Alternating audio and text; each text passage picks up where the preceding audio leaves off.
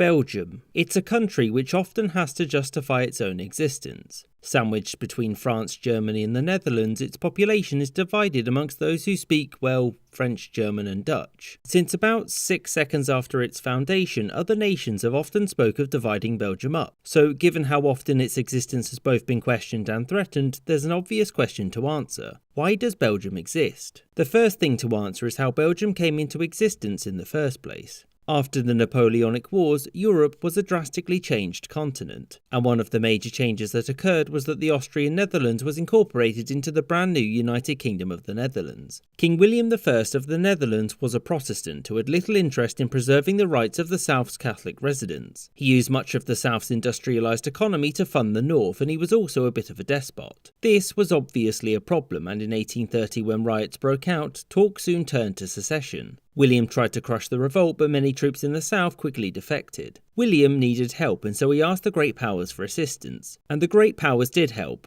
but they helped the south and recognised the new country's independence, and the new country was called Belgium. Recognition of independence was done on one condition. It had to be a monarchy, because none of that republicanism stuff, absolutely not. The Belgians would finally have a king that would represent them, a local, a Catholic and a man who wouldn't try to expand the power of the monarchy and become a despot. Instead, they got Leopold I, a German-speaking Protestant who quickly expanded the power of the monarchy, but 0 out of 3 isn't bad. Even with Leopold, Belgium had come out ahead, given that at the London Conference France had proposed that Belgium be divided between its neighbours. This was the Talleyrand plan and was rejected by the British because France can't have nice things had been British foreign policy for over 400 years at this point, and that wasn't going to change anytime soon. Also to Britain, Belgium was seen as an important buffer state that would limit the scale of any future Franco-Prussian war, in theory. William I didn't accept Belgian independence and so invaded in 1831, but the French came to the Belgians' aid and sent the Dutch packing. In 1839, William accepted Belgian independence and the Netherlands would never again try to reclaim the south, which now included this land from Luxembourg.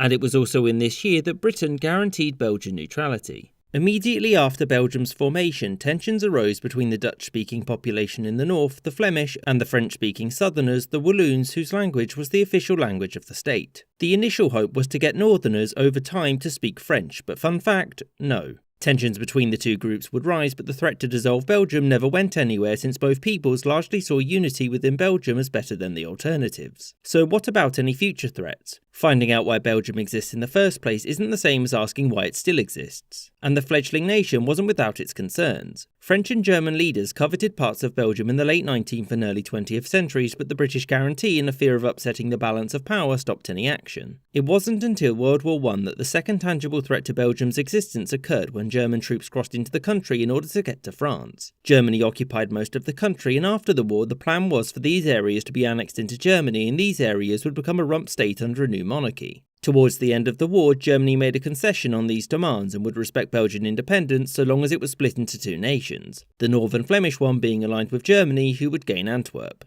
This never happened because, obviously, and Germany eventually lost the war. Belgium then got to sit at the winners' table and was even given this territory from Germany. Although at first Belgium had made much larger demands, because it wanted to annex Luxembourg and to take territory from the neutral Dutch, since apparently Belgium holds a grudge. The last threat to Belgian existence came during World War II when it was conquered. It was originally administered as a single unit along with a chunk of northern France, but Hitler had very little in the way of concrete plans. The Belgian collaborators had hoped for Belgium to be split like this, with Flanders being merged with the Netherlands. Yet Germany was unwilling and unable to do this since it was busy losing the war. In late 1944, Germany then formally annexed Belgium, a plan which had one snag: it had already been liberated, and so that's not how that works. No other nation would threaten Belgian existence thereafter, and all attempts to split the state would from then on be internal in nature. Belgium's existence is actually quite remarkable, given that it spent one of the most dangerous periods in European history sandwiched between two nations that really liked annexing things. In the end, the Belgian people would find union together, despite their differences, much more compelling than any of the alternatives, and that is why Belgium exists.